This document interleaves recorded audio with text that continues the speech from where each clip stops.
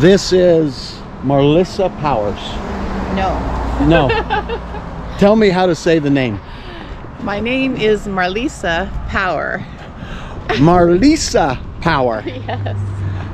And I came to meet Marlisa by looking for somebody that could tell us something about the Cooper Farm story, which is where we're going in this video. But first, let's find out more about Marlisa Power. Exactly. So were you born in this area? No, I was born in Ontario, Hamilton, Ontario. When I was 16, my mom got remarried and we moved to Comox. So I was there for a bit, but then I went back to Ontario for university. In 2006, my ex-husband was transferred for work, or my husband at the time. Okay. And so we could just afford Abbotsford because Vancouver was very expensive. And this is on an executive salary. So you've been in this area for, what, 20 some years? Since 2006, I think my daughter was 3 at the time, and she's now 19. So let's do the math. So 16 years. Okay. And so what's occupied your time then? What are the things that interest you so that we can get a point of reference of who Marlisa is, what her passions are, what drives her, those kind of things? Well, I was a stay-at-home mom, and that's when I got interested in the Cooper Farm. But for most of my life I have volunteered in the communities that I lived in because I just believe in that, and I believe in giving back. It's something I enjoy. Okay. So then I ran for council here in our community, in 2014. Okay. And around the same time is when the city of Abbotsford threw the chicken manure on the homeless. What was that? I don't know this story. Oh, that was in 2013. So our mayor at the time, it was an issue. People were there and they were wanted out, as it was hydro land. Okay. And they agreed, or they came up with a scheme of throwing chicken manure on human beings to get them to move from that area. So when I heard this, I got quite upset, and it was kind of my first avenue or adventure into the homeless population here in Abbotsford. Okay. Yeah. So there was something in the news that... yeah, I mean, we knew it had happened. Actually, the homeless had taken our city of Abbotsford had taken the homeless to Supreme Court over the tenting. There was a lot of stuff going on at the time with the homeless community. They had barricaded themselves at Jubilee Park. It was a whole thing, and they had a teepee tent and that. And I lived in this area at the time, so it was quite foreign to me, and I was not familiar at all with the homeless population in Abbotsford, that it was a problem at all. So I just thought something's wrong here. You don't throw feces on human beings, no matter what the issue is. These are people that are down and out. You help them. You don't throw chicken manure on them. So what did you do when you saw what somebody in the city was doing to homeless people? You decided to get involved. I decided to get involved, and I saw a organization called the 5 and 2 Ministries. The 5 and 2 Ministries is based on the parable in the Bible of the miracle of the 5 loaves and the 2 fishes that Jesus multiplied for the masses. Okay. So their main goal in that church or ministry is to feed people in need. It doesn't necessarily mean homeless, but we feed people. So I got involved that way with the homeless. I started cooking informally. I ran for council on the same kind of platforms, and then did you win? No. Did people think you were crazy? I didn't have money to spend on signs, so I made a few of my own signs. I don't know if they thought it was crazy, but I don't think they thought it was crazy. I got a lot of positive comments from after the debates. Okay. I do have 3 university degrees. Wow. So, what are they in? What are your degrees in? 2 are in history and 1 is in education. Wow. So yeah, so And then you get questions from the community, whatnot, different groups, like you have to write essay questions. It was quite a lot of work. I was surprised.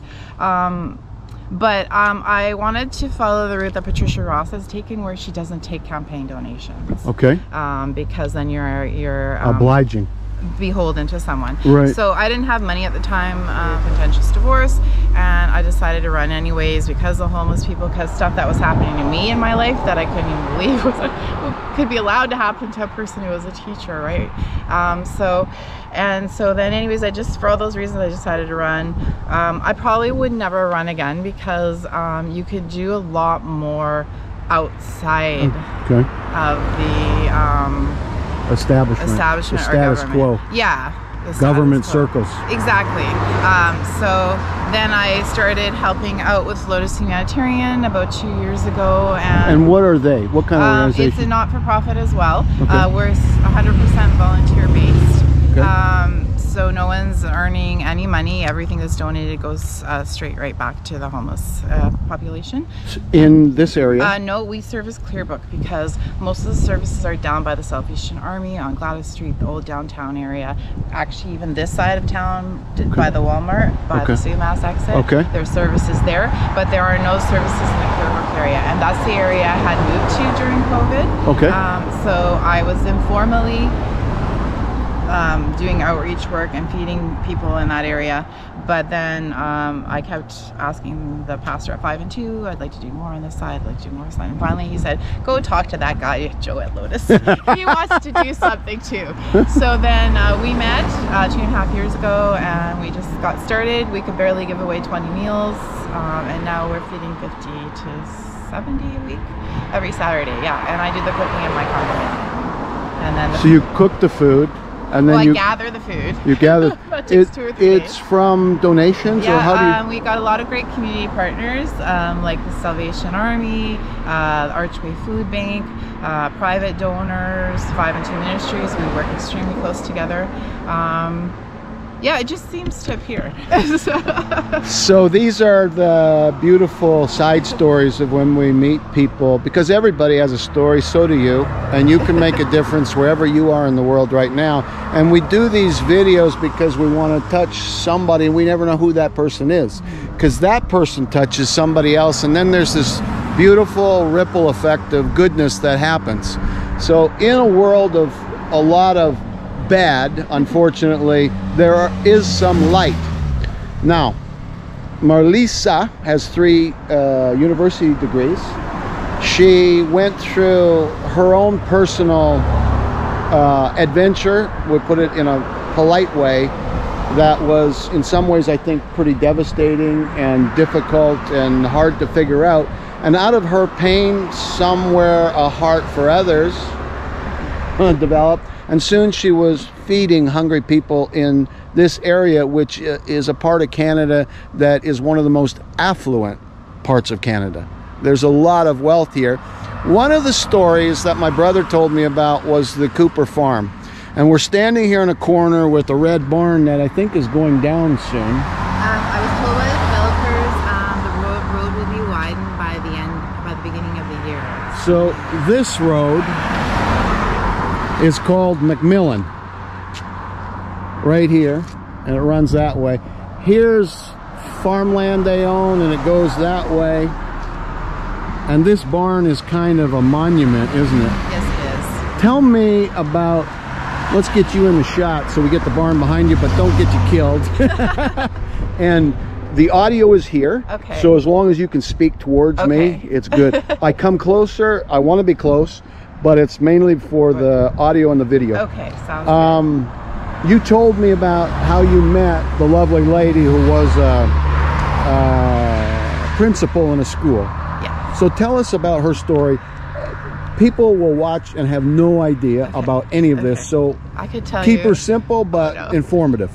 Okay, so Miss Kathleen Cooper's family, the Cooper family moved to this property in 1925, and best of my knowledge, it was a farm previous to that. So the barn predates. I believe the barn is 1800s. Wow. So Miss Kathy lived her life. She was born on the farm in 1929. She became one of the first women principals in Abbotsford.